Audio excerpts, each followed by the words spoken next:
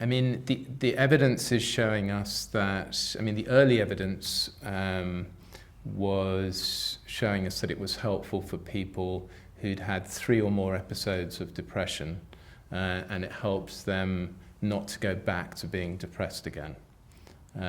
More recently, though, there's more and more research showing that it can be helpful for people who've had 1 or 2 episodes of depression, who may be currently depressed, and that it can be as effective as antidepressants in preventing relapse back into feeling depressed again, being depressed again. I mean, how the mechanism of how it actually works is kind of under study, really. But my sense is there are several things going on. One is that it's very much present moment focus. So quite often what we do is we wander in our mind into the future. We make plans, we worry, we think, what if this happens, what if that happens? That happens with anxiety particularly. And with depression it's more the other way around. So we wander back in our minds into the past. So we ruminate over things that may have happened. We might feel guilty or regretful about things that have happened. And the mindfulness helps bring us back into the present. So we're back in the present moment,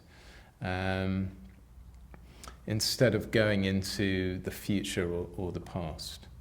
I suppose another mechanism is something that's referred to in different traditions as decentering or non-attachment, where we're noticing our experience, and we're not so much getting caught up in it and thinking that this is me.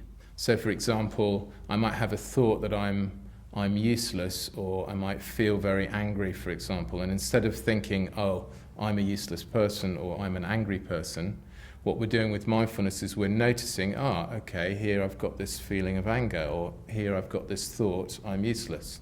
And we're creating a little bit of space, not a detachment, but a bit of space where we're able to say to ourselves, this is anger arising. And we bring that sense of curiosity and kindness and discernment to that experience. And so that helps us not to then get caught in a spiral of kind of, I'm angry, I'm useless, and then we go into stories about that support that kind of perception of ourselves, which just often continue to make the situation worse, really.